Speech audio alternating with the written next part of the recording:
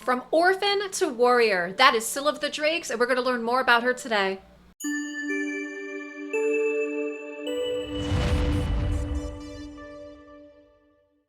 Welcome. Today's story is all about Scyl of the Drakes. Everybody knows her and loves her in Raid Shadow Legends. We know that she is one of the free legendaries that you get just for playing the game, and she is a fantastic legendary to get. It's even so much better that she's free. She's amazing for account progression. She can be very, very tanky, and we have to love her resurrecting abilities as well too. So stick around. We're going to share the story for Scyl of the Drakes from the Tolarian Lore Book of Champions.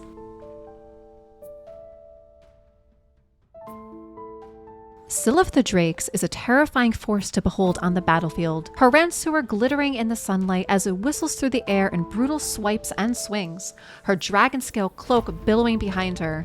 Scyl cuts an imposing image worthy of a true warrior queen. Her foes reel and break, unable to match her fury, while her allies find themselves invigorated in her presence, their fatigue and pain banished by the blessings of the Phoenix. Once, Scyl was nothing more than a terrified girl, orphaned by ruthless Night Revenant cultists who razed her home village to the ground and slaughtered its inhabitants. Scyl alone managed to escape, but she was merely a child trapped in the Deadlands with nary a hope of survival. She should have died there, but Providence intervened. The Disciples of the Drake, a dragon-worshipping trope of outcasts and exiles, found Scyl when she had already lost consciousness from dehydration and hunger. They brought the girl to their hideout and nursed her back to health. In turn, she was sworn into the troops' service, though it soon became apparent that Syl's talents lay not in cleaning and cooking and tending to the myriad everyday needs of the camp, but rather in the art of battle.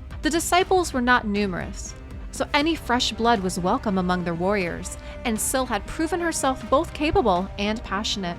She bested all of her peers and many opponents older and more experienced by the time she came of age, swiftly taking her place among the raiding parties and earning her share of glory and uncompromising hit-and-run attacks against orcs, the undead, and Night Revenant parties venturing into the Deadlands. In due time, she rose to command a small band of young warriors of her own, which grew along with her reputation. Syl's reckless courage led her to many victories over the course of several years, but it almost cost her everything as well. When a large Night Revenant raiding party had been discovered camping among the desiccated cliffs of the Gronfang Ravine, Scyl, blinded by hatred, ordered an attack regardless. Her warriors and she were outnumbered, but they had an element of surprise on their side and struck under the cover of night, with stones cast from cliff crests and skirmishers moving among the rocks like vengeful specters.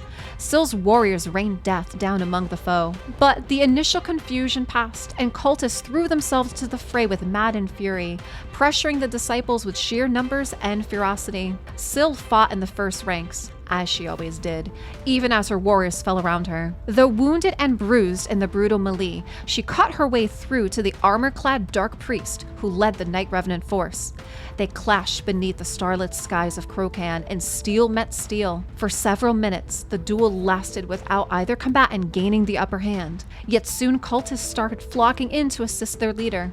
Cutting them all down cost Scyl precious time and strength. In the end, she missed a mace stroke that shattered her ribs and left her grasping for air on the sand, her foe preparing to deliver the death blow. But Scyl was not a warrior to give up even in the direst of circumstances. In the final moment, she managed to reach for her spear and thrust it through the priest's dark heart, sending him back to his twisted master. Silence had fallen over the ravine.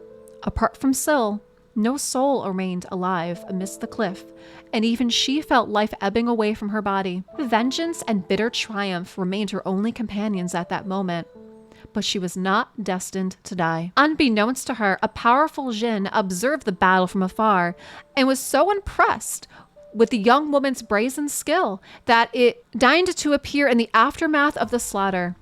Wreathed in flame, it took the guise of a phoenix and spoke unto Scyl the words of praise and blessing.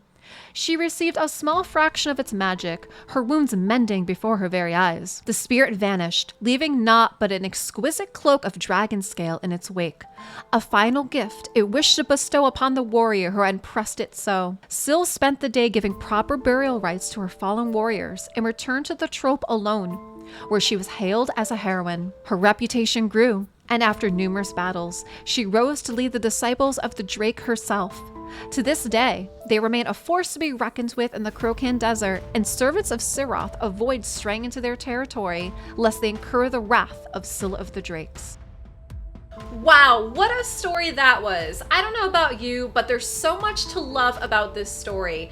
It shares how she's an orphan, how literally her whole village is annihilated, and she's taken it and adopted by another group of outcasts called the Disciples of the Drake. They take her in, they see this ability in her, they see leadership, they see a warrior quality, and they teach her, they train her. And what I really like about this too, it's not exactly that Scyl becomes a warrior and everything is great for her afterwards. She still has her struggles. She ends up letting revenge and vengeance get the better of her. It cost the lives of all of the warriors that are with her, and it almost cost her her life.